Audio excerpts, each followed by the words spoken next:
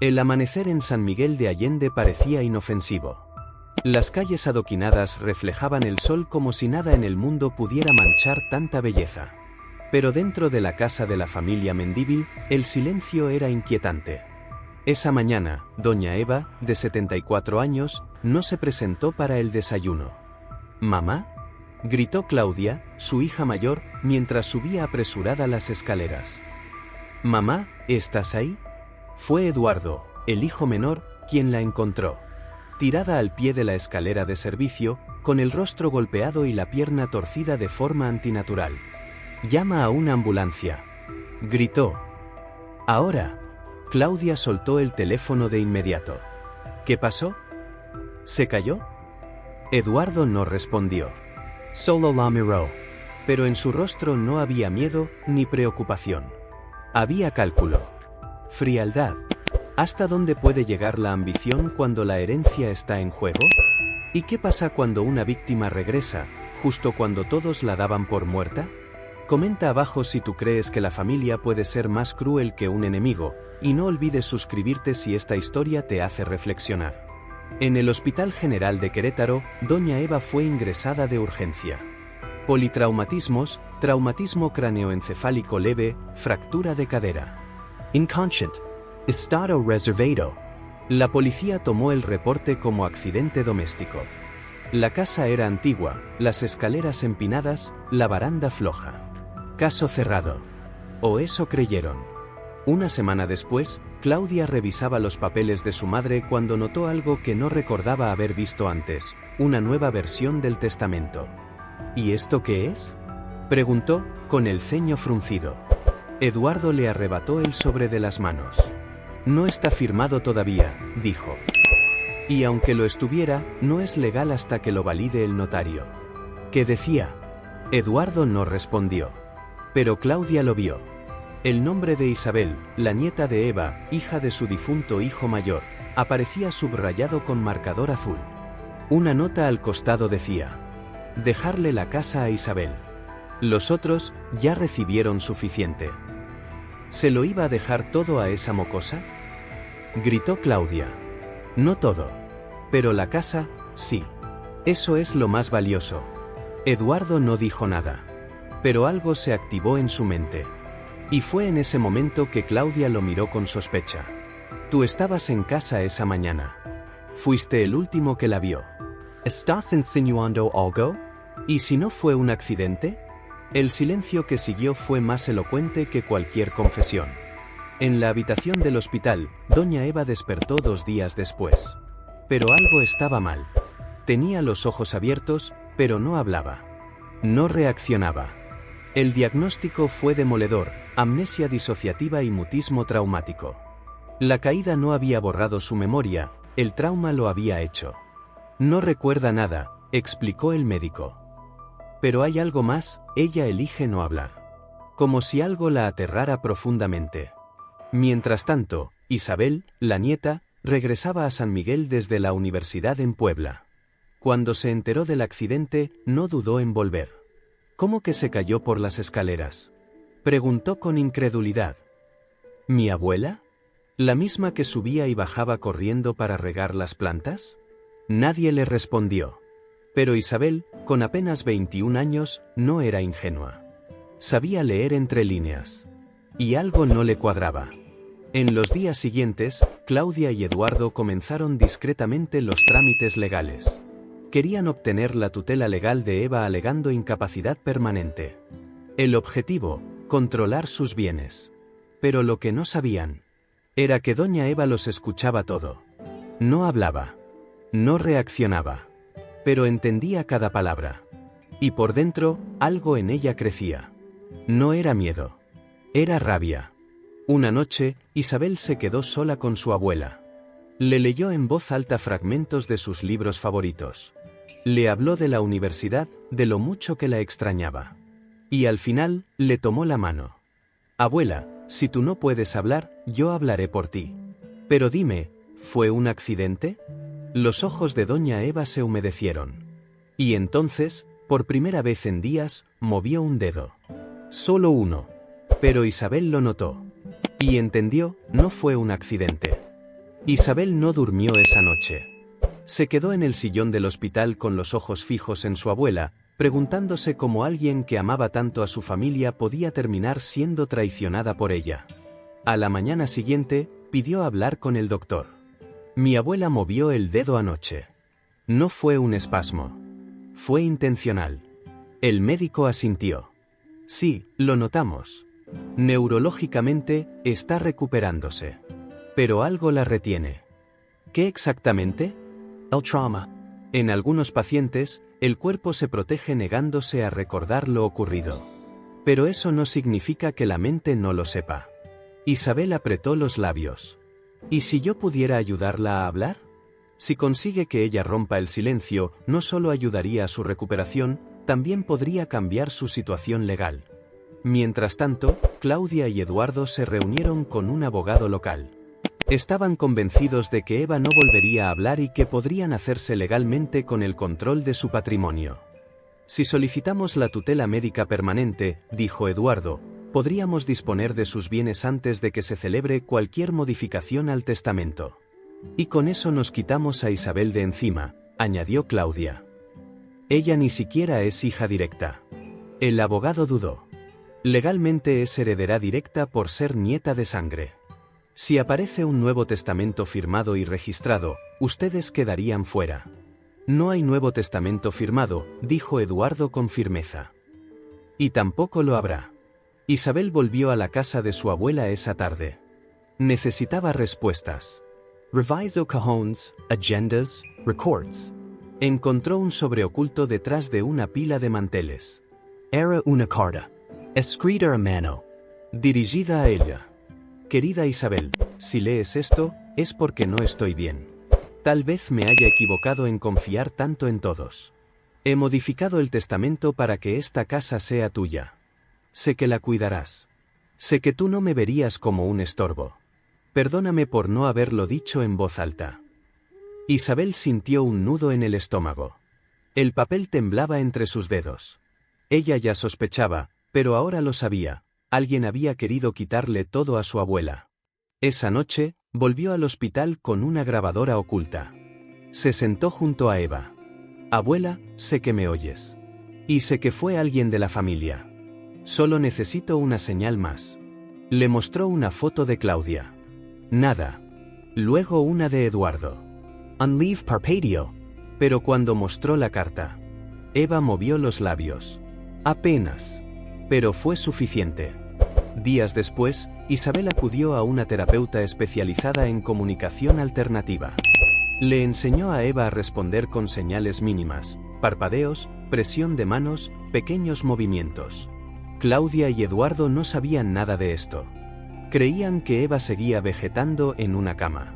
Pero no sabían que su madre estaba entrenando para hablar sin voz.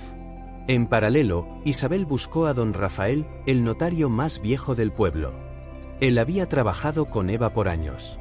¿Usted firmó algún testamento nuevo con mi abuela? Rafael negó. Ella me llamó para hacerlo. Pero nunca llegó. Me dijo que algo había pasado. Que ya no confiaba en todos. Que tenía miedo. ¿Puedo usar esa llamada como prueba? No es legalmente vinculante. Pero sí puede demostrar intención. Isabel apretó los puños. Eso me basta, por ahora. En la casa Mendívil, Claudia encontró algo extraño en la cocina, una llave faltante del llavero principal. ¿Dónde está la llave del sótano? Preguntó. Eduardo fingió no saber. Pero la verdad era que la había usado el día que empujó a su madre. Había salido por la puerta trasera, borrando huellas, fingiendo que nunca estuvo en casa. Y aún guardaba esa llave. ¿Como si fuera un recuerdo? ¿O una amenaza futura? Doña Eva, recostada en su cama, seguía sin pronunciar palabra alguna. Pero su mirada había cambiado. Ya no era de confusión ni miedo. Era una mirada fija. De alguien que, aún en silencio, planea su regreso. Y en el fondo de su mente, una sola frase le daba fuerza. Regresaré, el día en que todos crean que ya no puedo hacerlo. A finales de esa semana, el hospital decidió que doña Eva debía ser trasladada a su casa bajo cuidados paliativos. No hay más que podamos hacer, dijo el médico a Claudia y Eduardo. Solo queda hacerla sentir cómoda. Isabel protestó. Ella está mejorando. Yo la vi reaccionar. Los informes dicen que sigue sin hablar, sin recordar. Lo mejor es dejarla en un entorno familiar, respondió el doctor, con voz neutra, como si hubiera abandonado la esperanza. Pero no era esperanza lo que movía a Eduardo y Claudia. Era prisa. Sabían que con Eva fuera del hospital, podrían manejarla más fácilmente. Controlar quién la visitaba. ¿Qué se decía? Y acelerar el proceso legal de herencia. Una enfermera llamada Julia, de mediana edad y carácter amable, fue asignada como cuidadora. Isabel, con precaución, la interceptó antes de que comenzara. ¿Puedo hablar contigo? Claro. ¿Eres la nieta? Sí. Solo quiero que me ayudes a observar. Mi abuela entiende todo. No habla, pero no está desconectada. No le digas esto a nadie. Julia frunció el ceño, sorprendida. ¿Quieres que sea tus ojos? Y tus oídos también. Hay cosas en esa casa que no se pueden confiar. Esa misma tarde, doña Eva fue llevada a la habitación más alejada del pasillo. No era su cuarto habitual. Era más fría, sin ventanas y con una puerta que no cerraba bien por fuera, pero sí por dentro. Así no molesta, dijo Claudia, mientras ayudaba a mover la cama. Julia la observó. Supo de inmediato que ese no era un gesto de amor, sino de distancia. Esa noche, Eduardo recibió una llamada de un número desconocido. ¿Eduardo Mendívil? Habla el notario Rafael Lugo. Necesito que venga el lunes. La lectura del testamento de doña Eva será en mi oficina. Se entregaron documentos antes del incidente. Legalmente, debo proceder. Eduardo palideció. ¿Qué documentos? Eso se discutirá en presencia de todos los herederos. Colgó con los dientes apretados. Si había papeles firmados, todo su plan podía caerse. Mientras tanto, Isabel visitó a Julia en la cocina. ¿Cómo la viste hoy? Tu abuela me tomó la mano. Me miró. Pero, también escuché a Claudia hablando con un abogado por teléfono. Están preparando un documento para declarar a Eva mentalmente incapaz. Lo quieren antes de la lectura. Isabel sintió el suelo moverse. No les va a dar tiempo. No lo permitiré. Al día siguiente, Isabel trajo un cuaderno especial, con letras grandes y colores. Se sentó junto a Eva y le dijo: Te voy a mostrar una palabra por página. Si es sí, parpadea 2 veces. Si es no, una sola. Vamos a practicar. Después de 30 minutos, Eva logró responder preguntas simples. Y entonces, Isabel mostró una sola palabra. Eduardo. Eva parpadeó 2 veces. Sí. Luego.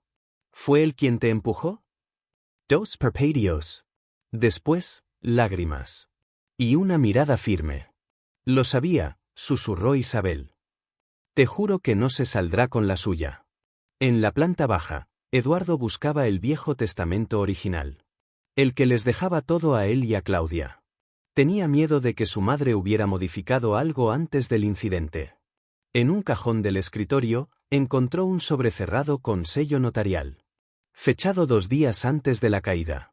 Lo abrió. Sus ojos se agrandaron. Era una carta con firma oficial de entrega. Eva había modificado el testamento, retirando a Claudia y a él como herederos principales. Todo sería para Isabel. No puede ser. Gritó. Claudia corrió a ver qué pasaba. ¿Qué hiciste? Está firmado. Lo entregó al notario 2 días antes de que la accidente ocurriera. Entonces si aparece, ¿estamos acabados? Eduardo respiró hondo. Entonces no puede aparecer. Ni ella, ni el testamento. Esa noche, Julia notó que Eva no estaba en su habitación. La puerta trasera estaba abierta. Y al fondo del patio, cerca del limonero, vio una figura sentada en la banca. Era Eva. Sola. Con la mirada perdida en el cielo estrellado. Julia se acercó, preocupada. ¿Cómo salió hasta aquí? Eva la miró. Y con esfuerzo, tomó su mano y escribió con el dedo en la palma una palabra. Fuerza. Julia entendió.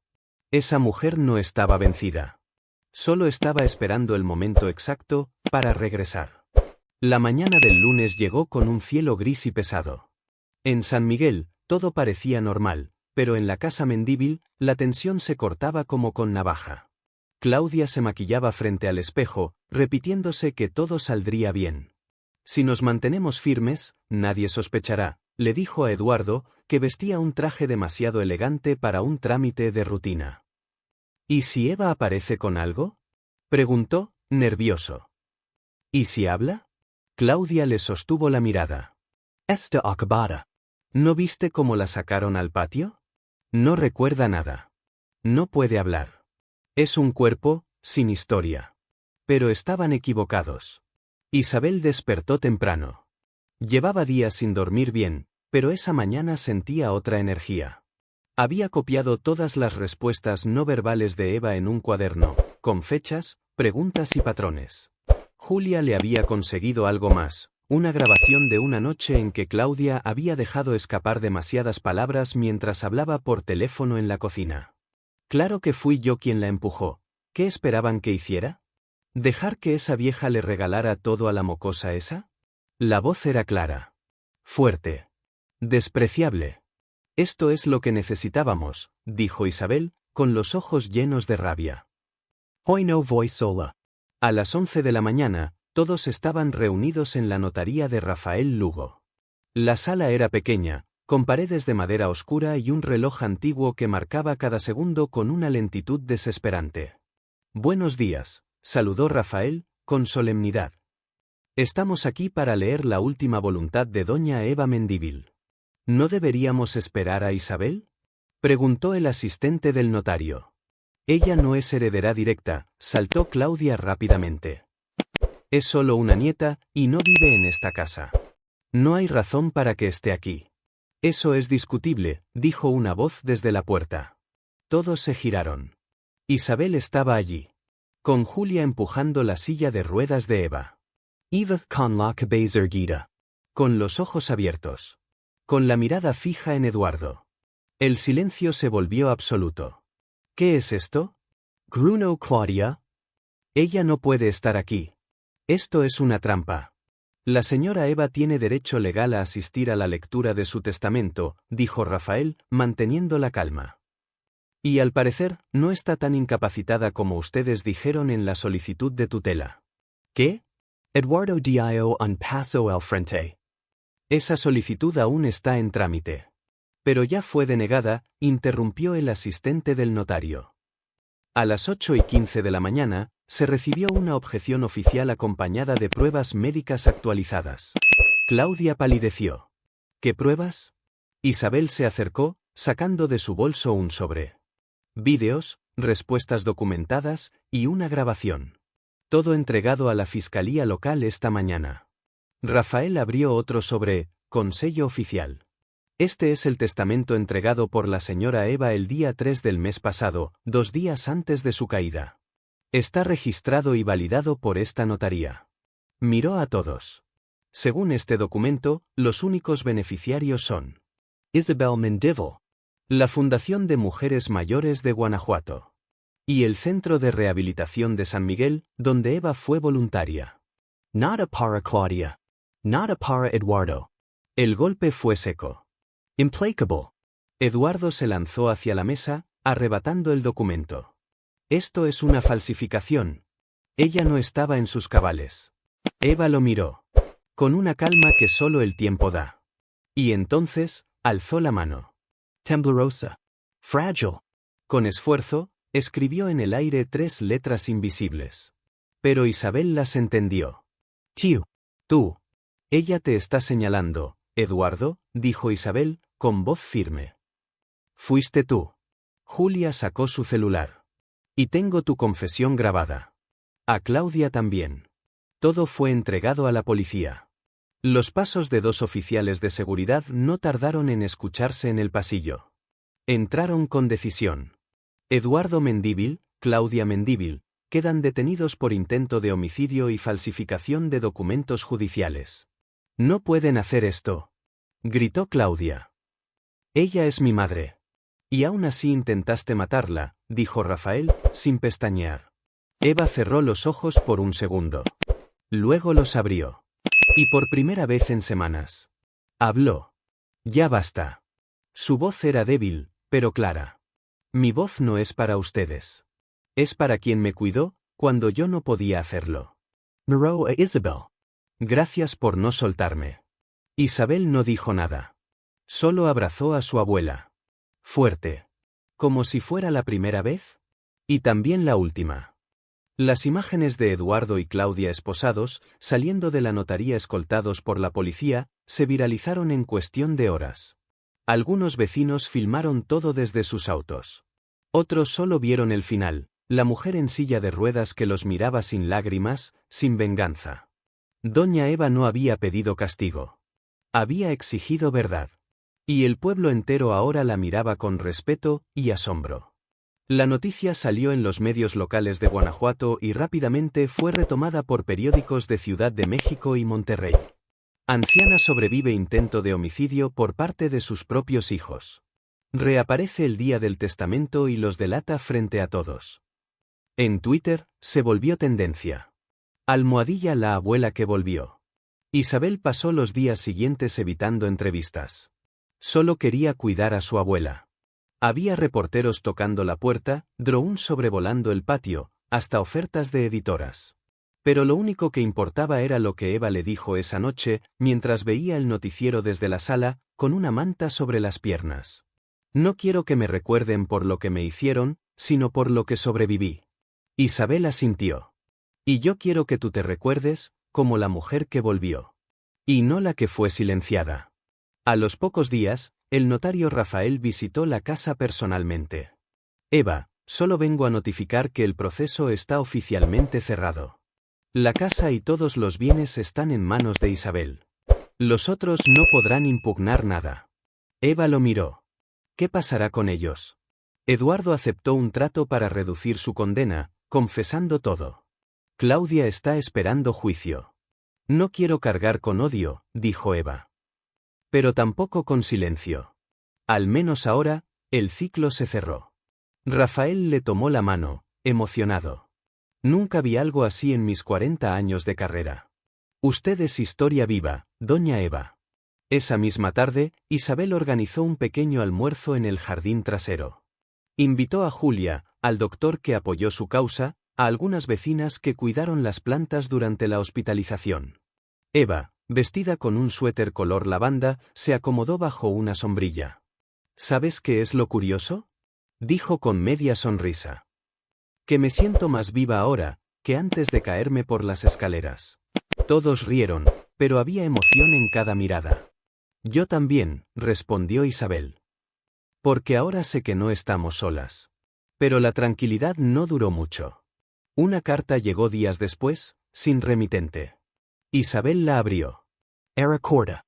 Escrita a máquina. Sabes que no fueron solo ellos dos. Hay más personas que sabían. Y callaron. San Miguel guarda secretos. Cuidado con lo que revuelves. Isabel sintió un escalofrío. Eva la vio desde lejos. ¿Todo bien? Sí, solo algo extraño del correo. No quiso preocuparla. Pero algo le decía que el caso no estaba del todo cerrado. Esa noche, revisó una vieja caja de fotos de la familia. Allí encontró una imagen que no recordaba, Claudia y Eduardo, con un hombre mayor, vestido de traje, frente al despacho de un juez. El reverso tenía una fecha, 2 días antes del accidente de Eva. ¿Quién es este? Le preguntó a Julia. Julia miró con atención. Ese es el licenciado Romero, trabaja en registros civiles. ¿Por qué estaría con ellos? Isabel comprendió entonces que algo más se había intentado cambiar, tal vez el testamento mismo. ¿Y si esa manipulación iba más allá? El intento de asesinato podría ser solo la punta del iceberg. Eva, en su cuarto, hojeaba su viejo diario. Encontró una frase que había escrito cuando murió su esposo, años atrás. Cuando la familia hiere, solo el alma fuerte sobrevive. Pero cuando la familia sana, cura generaciones enteras. Suspiró. Quiero curar, Isabel, pero no quiero olvidar. La noche cayó. El jardín de la casa Mendívil, ahora silencioso, aún conservaba los ecos de todo lo vivido. Pero las raíces eran fuertes. Y Eva también lo era. Los días siguientes fueron más tranquilos, al menos en la superficie. Isabel ayudaba a Eva a leer, comer sola y hacer pequeños paseos por el jardín. A veces reían juntas, otras simplemente se quedaban en silencio, contemplando el cielo de San Miguel, que parecía más limpio desde que la verdad salió a la luz. Pero dentro de Isabel, una sensación no la dejaba en paz. La carta anónima. La foto con el licenciado Romero. El presentimiento de que algo más había sido manipulado. Una mañana, mientras limpiaba el estudio de su abuela, encontró una libreta con anotaciones sobre fechas, nombres, inmuebles. Una línea le llamó la atención. Propiedad en calle Obregón, traspasada en marzo, sin consulta. Firma irregular. Eduardo insistió. ¿Esto es de la abuela? Le preguntó a Julia. Sí, ella llevaba todo anotado. Tenía buena cabeza para los números. Isabel buscó el registro en la dirección de catastro del pueblo. Lo que encontró la dejó helada. Una casa de su abuela había sido vendida, a nombre de una empresa fantasma, 10 días antes del accidente. En paralelo, el abogado defensor de Claudia solicitó su libertad bajo fianza, alegando que nunca hubo violencia comprobada. El juez rechazó el pedido.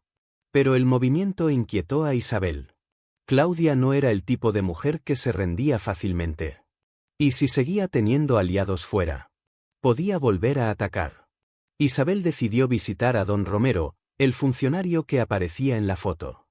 Lo encontró en su pequeña oficina del registro civil, un hombre de voz cansada y mirada huidiza. ¿Usted conoce a Eduardo Mendívil? Romero parpadeó, nervioso. Sí, era cliente habitual. ¿Le pidió alterar algún documento de mi abuela? El hombre tragó saliva. Yo no puedo hablar de eso. Podría perder mi puesto. Isabel puso sobre la mesa una copia del acta de traspaso de la propiedad. ¿Esta firma le parece auténtica? Romero la miró y bajó la voz. Esa firma me la trajeron ya hecha. Yo solo sé. ¿Sabe que eso es falsificación? El hombre asintió. Pero también sé que si hablo, alguien puede venir por mí. Eduardo no actuaba solo. Había alguien más. Alguien de más arriba. ¿Quién? Romero miró alrededor. Y susurró. El juez Retana. Isabel quedó helada. El juez Retana era el mismo que aprobó la tutela médica falsa, y quien bloqueó durante años cualquier intento de Eva por cambiar su testamento. Si todo había sido parte de uma rede de influência? E se Cláudia e Eduardo apenas ejecutaron un plano más antigo? Esa tarde, Isabel confrontó a Eva. ¿Abuela? ¿Conoces al juez Retana? Eva cerró los ojos. Sí, fue amigo de tu abuelo. Pero también, fue el abogado de Claudia en su divorcio. Nunca me cayó bien. Siempre estaba buscando cómo convencer a la gente. ¿Y crees que ayudó a Eduardo con las propiedades? Eva dudó. Un día vi a Eduardo salir de su casa. Iban en el mismo auto. Isabel apretó el puño. Entonces esto aún no terminó. Al día siguiente, Eva recibió una carta. No tenía remitente. Isabel la abrió antes. Sabemos lo que estás buscando. No sigas revolviendo. Ya ganaste. Quédate con lo que tienes. Porque lo que viene, duele más. Isabel decidió no decirle nada a su abuela. Pero sabía que tenía que actuar. Reunió todos los papeles, grabaciones, declaraciones y notas. Armó un expediente con la ayuda del notario Rafael y lo entregó directamente al fiscal de distrito. Pero cuando llegó, el fiscal estaba fuera. En su lugar, una nueva fiscal había sido asignada al caso, la licenciada Carolina Prieto. Una mujer joven, decidida, con fama de no aceptar sobornos. He leído sobre su abuela, le dijo. Si hay una red de corrupción, la vamos a desenterrar. Pero necesito pruebas concretas. Isabel le entregó el expediente. Entonces prepárese. Porque esto va mucho más allá de una herencia. En la noche, mientras Eva dormía, Isabel se sentó en la sala con una libreta. Escribió una frase de su abuela. A veces no basta con sobrevivir. A veces hay que levantarse y señalar. Miró al techo. Cerró los ojos. Y decidió que, pasara lo que pasara, llegaría hasta el final. La fiscal Carolina Prieto revisó cada uno de los documentos entregados por Isabel. Con una mirada aguda, tomó nota de patrones, fechas y nombres. Este juez Retana ha autorizado más de 7 cambios de propiedad en los últimos 2 años, todos con vínculos indirectos con Eduardo Mendívil, murmuró.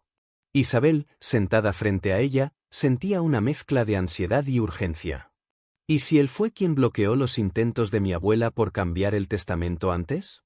Es posible. Pero no podemos acusarlo solo por suposiciones.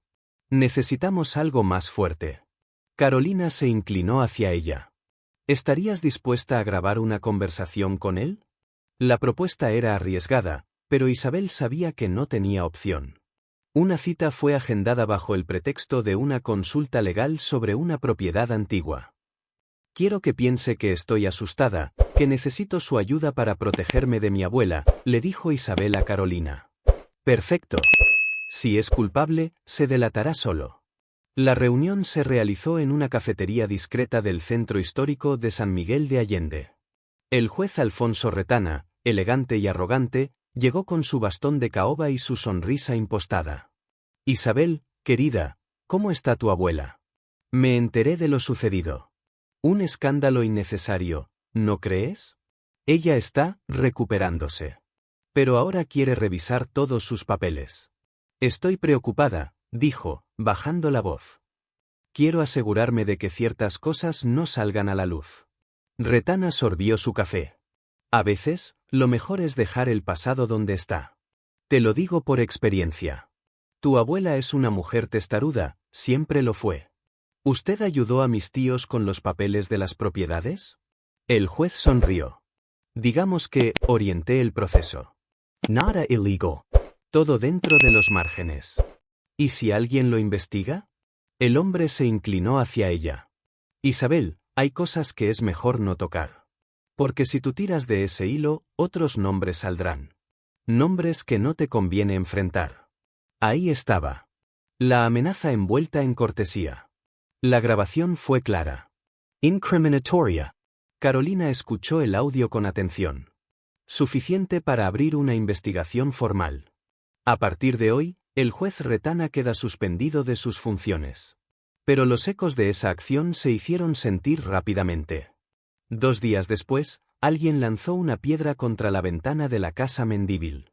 No rompió el vidrio, pero trajo una nota atada. Basta. No toques más nombres. La próxima vez será fuego. Isabel temblaba. Julia insistió en llamar a la policía.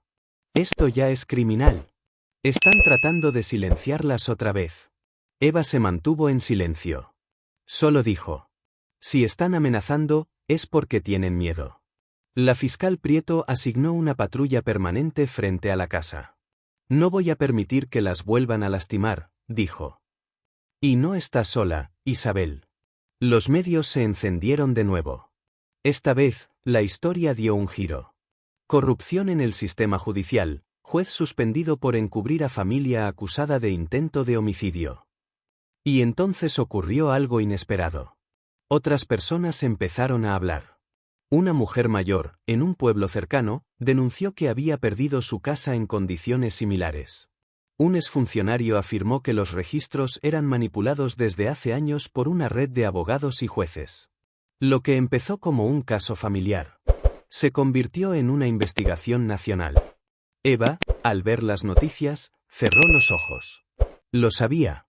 Esto no era solo sobre nosotros. Isabel la tomó de la mano. Pero tú fuiste quien rompió el silencio. Eva sonrió, apenas.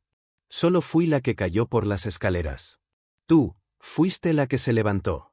Una noche, mientras revisaban viejos álbumes de fotos, Eva señaló una imagen del esposo fallecido. Él siempre decía, la justicia tarda, pero cuando llega, no se detiene. Y esta vez, dijo Isabel, va a arrasar con todo. El sol de San Miguel se filtraba tibio por las cortinas de la sala. Eva acariciaba con lentitud una bufanda que tejía desde hacía semanas, hilo tras hilo, como si cada puntada fuera un recuerdo que necesitaba poner en orden. ¿Y ahora qué sigue, abuela? Preguntó Isabel. Eva suspiró. Ahora, esperar que todo esto no nos consuma. La suspensión del juez Retana causó un terremoto institucional.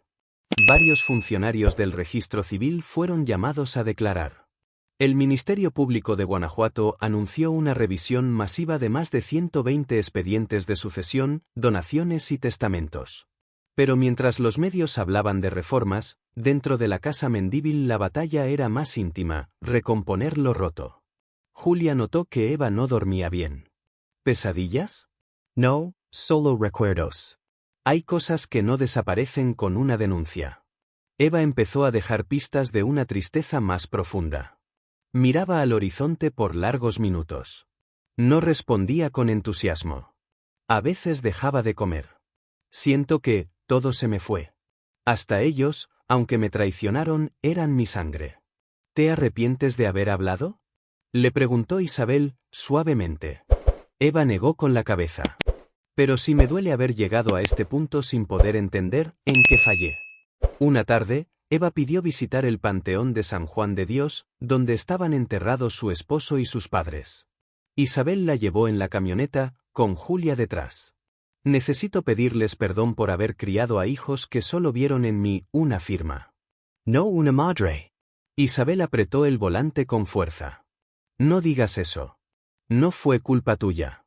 ¿Entonces de quién? Sussurró Eva. ¿Del mundo? Frente a la tumba de su esposo, Eva permaneció en silencio. Luego dijo en voz baja. Tus nietos intentaron matarme. Pero tu nieta me devolvió la vida. Una lágrima cayó sin permiso. Isabel la tomó del brazo. No estás sola. Nunca más. Ese mismo día, al regresar a casa, una carta los esperaba. Esta vez tenía remitente. Era de una joven llamada Mariela, hija de una de las víctimas del juez Retana. Gracias por alzar la voz.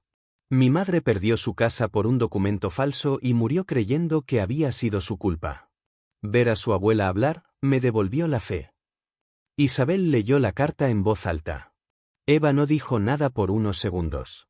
Luego cerró los ojos y exhaló. Tal vez, no estamos curando solo nuestra historia. En los días siguientes, llegaron más mensajes. Cartas, correos, flores. Incluso una carta del Congreso Estatal, invitando a Eva para recibir una mención honorífica por su valentía civil.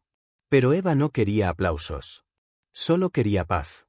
Una noche, mientras tejía en silencio, Eva le dijo algo a Isabel que le cambiaría la vida. Cuando muera, quiero que esta casa se convierta en un refugio. Para mujeres que no tienen a dónde ir. Que han sido traicionadas por sus propias familias. Como yo. Isabel se quedó sin palabras. ¿Estás segura?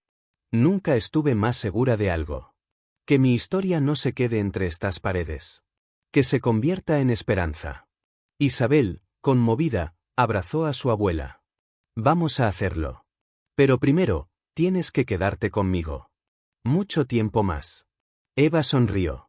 Eso ya no depende de mí, mi niña. Pero mientras esté aquí, vamos a tejer algo que dure más que el dolor. Afuera, el viento movía las hojas con suavidad. El jardín florecía otra vez. Pero dentro de la casa, una nueva semilla había sido plantada. El deseo de transformar el dolor en abrigo. En menos de un mes, la casa Mendívil se había transformado. Donde antes había silencio, ahora había voces. Donde había rincones oscuros, ahora había flores, telas nuevas y luz. Eva, desde su sillón, dirigía los planes con una libreta en la mano. El cuarto del fondo servirá para alguien con hijos. Tiene espacio y entra buena luz de la tarde, decía. Isabel, con ojeras de tanto organizar licencias, registros e inspecciones, solo respondía. Sí, jefa. Ambas reían. Julia, entre cages, murmuraba. ¿Quién diría que esta casa iba a cambiar más vidas de las que destruyó? El proyecto fue nombrado oficialmente. Refugio Eva. Y la primera solicitud llegó de parte de una mujer con 2 hijas pequeñas, que huía de un esposo violento de Celaya. Eva la recibió en la sala con un café caliente. Aquí no te van a juzgar. Solo te van a escuchar. La mujer lloró por 20 minutos. Después, dijo. Gracias. No sabía que alguien como usted existía. Eva le acarició la mano. Tampoco yo, hija. Me descubrí cuando ya no me quedaba nada. Pero en medio del Renacimiento, una noticia cayó como un balde de agua fría. Claudia Mendívil, su hija, había sido puesta en libertad condicional. Una jueza consideró que no representaba peligro inmediato debido a su salud mental. ¿Qué significa eso?, preguntó Isabel, alarmada. Que puede caminar libre, respondió Carolina Prieto. Pero está bajo vigilancia. Y tiene prohibido acercarse a ustedes. Eva no dijo nada. Solo bajó la mirada. Unos días después, Isabel recibió una visita inesperada. Era Padre Manuel, un cura que conocía a la familia desde hacía décadas. Claudia vino a confesarse, dijo en voz baja. No puedo decir detalles, pero está llena de rencor. Cree que ustedes la humillaron públicamente. ¿Y tú crees que puede hacernos daño? No lo sé. Pero quería advertirte. No está bien emocionalmente. Isabel cerró la puerta con un nudo en el pecho. Esa noche, Eva salió al jardín sin decir palabra. Se quedó mirando la luna llena, envuelta en una manta, inmóvil por largos minutos. ¿Abuela? Me siento cansada, pero no por el cuerpo. Es como si el alma me pesara, susurró. Nunca imaginé que criar a alguien pudiera terminar así. Isabel la abrazó por detrás. Pero no terminó. Tú estás viva. Y estás cambiando vidas. ¿Y si ella vuelve? Si vuelve, aquí estaremos. Unidas. Pero el destino tenía una última jugada. Al día siguiente, mientras abrían las cortinas, una explosión sacudió la parte trasera de la casa. El invernadero de Julia estaba envuelto en llamas. Los bomberos llegaron rápido. Nadie resultó herido. Pero el mensaje era claro, alguien no quería que ese refugio siguiera de pie. La policía encontró un encendedor con iniciales grabadas, CM. Eva lo sostuvo en la mano. ¡Claudia! Isabel se acercó. ¿La denunciarás otra vez? Eva apretó los labios. No.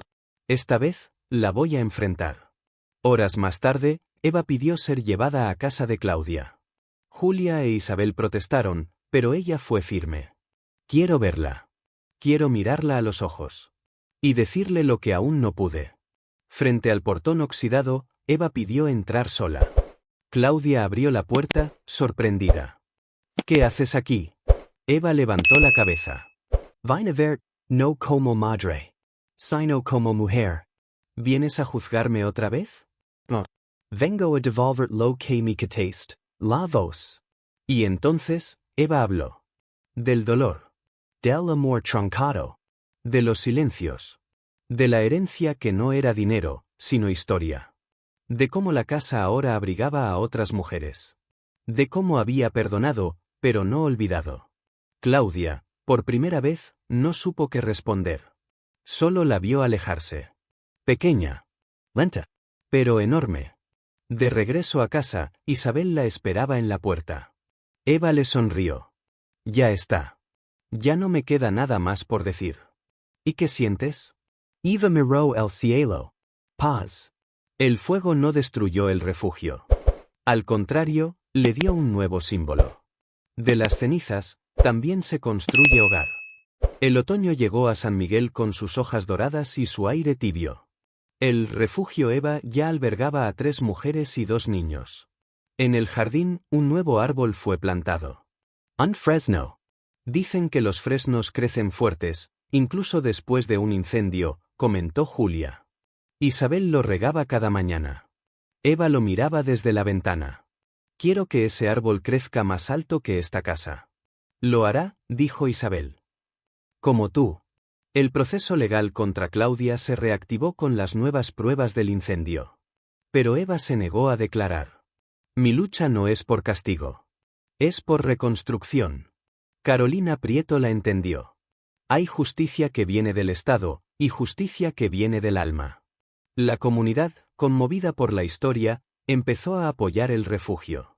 Una panadería local donaba bollos cada semana. Una maestra ofrecía clases de alfabetización. Una psicóloga llegaba todos los viernes. El eco de Eva había tocado muchos corazones. Una mañana, Eva llamó a Isabel a su cuarto. Guarda esto, le dijo, entregándole una caja de madera. Es mi testamento. El real. El que nadie puede falsificar. Adentro, había una carta. Un anillo. Y una foto de su boda con el abuelo. ¿Y qué dice? Eva sonrió. Solo lo sabrás cuando yo ya no esté. No digas eso. No lo digo con tristeza. Lo digo con paz. Días después, Eva no se levantó a desayunar. Isabel subió y la encontró dormida, con una expresión serena. El fresno se mecía suavemente al otro lado del vidrio. Eva Mendívil había partido, con la casa en pie y el alma libre. El velorio fue íntimo. Solo mujeres. Solo aquellas que sabían lo que era ser calladas, y luego alzarse. Isabel leyó la carta frente al grupo. Si estás leyendo esto, es porque ya no camino entre ustedes. Pero no lloren. Me fui completa. No con la herencia que me robaron, sino con la que construimos juntas. Esta casa es suya. Este árbol es mío. Esta historia es de todas. Y si alguna vez alguien te dice que estás acabada, muéstrale cómo florece un fresno después del fuego. Con amor. Eva. Aplausos discretos. Lágrimas verdaderas. Un abrazo colectivo selló el momento. Un año después, el Refugio Eva fue declarado institución reconocida por el Estado de Guanajuato. Isabel, ahora directora oficial, colocó una placa en la entrada. Aquí vivió una mujer que perdió todo. Y convirtió su caída en hogar para otras. Refugio Eva, desde 2025. Y aunque Eva ya no estaba en cuerpo, su voz seguía viva. En cada mujer que cruzaba la puerta con miedo. Y salía con dignidad. Porque la vida, al final, escribe sus propios testamentos. Y los verdaderos no se firman con tinta, sino con valor. ¿Tú también crees que el perdón puede ser más fuerte que la venganza? Comenta abajo lo que más te tocó de esta historia. Y no olvides suscribirte para más relatos que sanan y transforman.